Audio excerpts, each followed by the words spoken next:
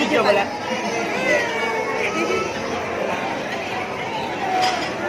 Vlog na lang. Watch out kayo guys.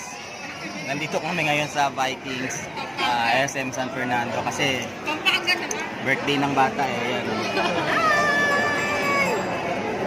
Yun lang yung birthday na hindi kami libre. May bayad po kami.